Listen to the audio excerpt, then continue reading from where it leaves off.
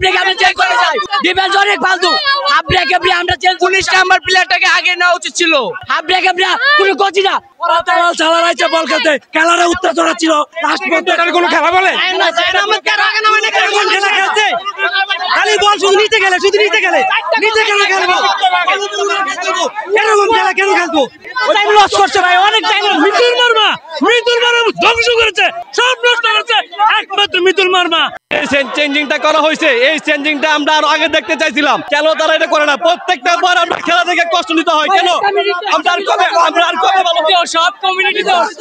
সব একটা কথা বলতে চাই কাবেরাকে বদলানোর দরকার কাবেলা থাকার দরকার নাই ৬৭ মিনিটে আমাদের বাইর করতে হবে এত ডিফেন্সিভ খেলা চলে না এসব ডিফেন্সিভ খেলা চলে না আদি যুগের কেন কাজ করলো ভুয়া সব সিন্ডিকেট কাবলারা পাল্টাই দিব সিন্ডিকেট কাবলারা এডি পাল্টাই দিলে সব গোলকিপার চেঞ্জ করতে হবে আর ফার্স্ট হাফে যে খেলাটা গেছে ওনারা পা ধরে খেলছে আপনার বলটা এমন ভাবে ওরা খেলছে যে সেন্টারের পরে বল আনেই না কিন্তু তারা কিন্তু দিয়ে না একে অপরে দেয় খেলাটা স্লো করা হয়েছে ফার্স্ট হাফে সেকেন্ড হাফে ইয়ের নামাইছে যে পরে এত পরে ওরা যায় না ওকে আরে আগে নামানো উচিত ছিল আপনার সবসময় স্পিরিটওয়ালা প্লেয়ার যদি আপনি এইসব ভালো ইন্টারন্যাশনাল খেলার ভিতরে যদি স্পিরিটওয়ালা প্লেয়ার যদি না প্রথমে চান্স দেয় তাহলে কিন্তু কোনো ফায়দা নেই আমাদের পরিকল্পনা আরো স্ট্রং করতে হবে এবং চেঞ্জিং যে